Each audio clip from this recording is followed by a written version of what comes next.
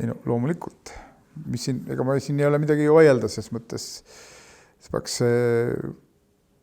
tudengit ikkagi õpetama mitte niivõrd normi teksti järgi kui ikka põhimõtete järgi, mis on seal oluliselt vaja sul teada, mis loodetavasti ka ei muutu, normi mõte kogu aeg muutuvad ja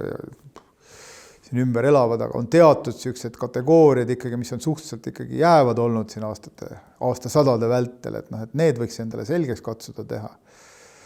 Aga sealt hakkab see, et abstraktset õigust on väga raske õpetada, kui sa ei seosta seda konkreetset elujuhtumitega, et siis tuleb kuidagi kokku sõlmida omavahel, eks ole.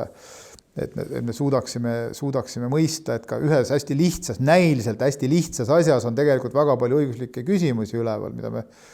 tudengitega oleme ju ka lahanud siin ikkagi, või kui näiteks keegi ütleb, et oi, et meil on hästi lihtne kohtuvaidlus siin, et meil ei olegi midagi keerulist, korteriühistu kommunaalnõue on.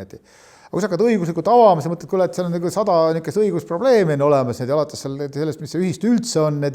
kust tema nõuded tulevad, mis põhimõttel see kõik on, see on tegelikult terve kaskaad erinevaid õigusalusid, mis kokku löödud sinna, et mis väljendub seal lõpus korteriühistu igakuises arves, millel ei oska keegi tavaliselt selgitus anda, kust need numbrid tulevad, eks ole.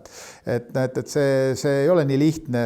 kui meile tundub seal, et selles mõttes mul oli siin värskelt siin kaitsmisel oli selline negatiivne kogemus oli, et üks inimene tõesti ütles, et on korteriühistu juhatuse esimees, et ta tuli siia ülikooli, et tema tegi nüüd uurimistöö sellest, et ta olevat kohtus kaotanud selle vaidluse, nüüd ta saab selgeks, mis tõendid tal puudu oli. Et sa kuuled seda juttu ja mõtled, et issand jumal, et kus ta siis nüüd asub, et siis meil tekkis tõesti vaidlus, et kas see inimene on ikkagi õiges kohas või ei ole.